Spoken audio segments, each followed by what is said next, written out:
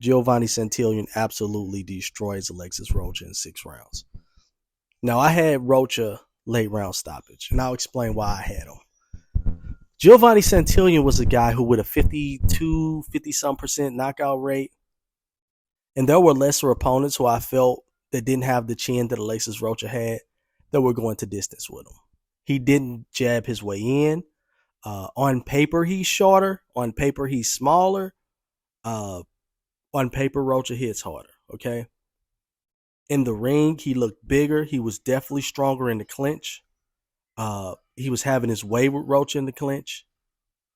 Some of the things you don't know that, just quick scouting report you don't know. I did not know that he was a right-handed southpaw, which means that his lead hand is actually where the power is.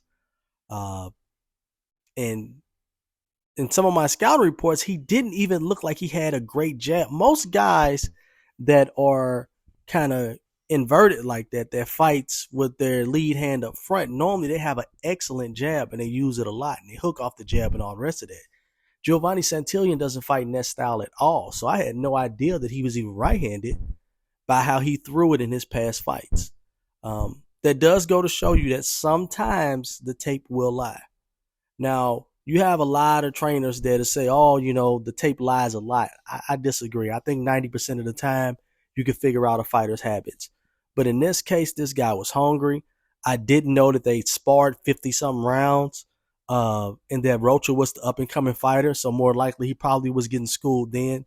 So just the level of confidence that Giovani Santillan may have had coming into this fight, just knowing Rocha, being familiar with him, they sparred up until last year. So it's what you don't know sometimes. Now, knowing all of that, I probably still would have picked Rocha, and I still would have been wrong. I mean, the guy put on an excellent performance.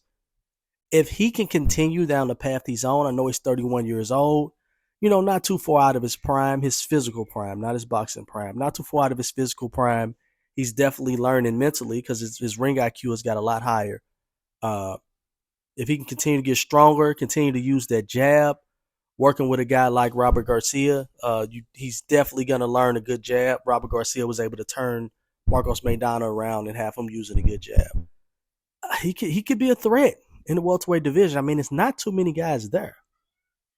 In my opinion, if there was someone like Thurman standing across from him, it would have been a problem. If there was someone like Stanionis standing across from him that night, it may have been a little closer, but I still felt like it would have been a problem. So I'll keep a better eye on this guy, and I must admit that I was wrong, and he put on a hell of a performance. I'm out.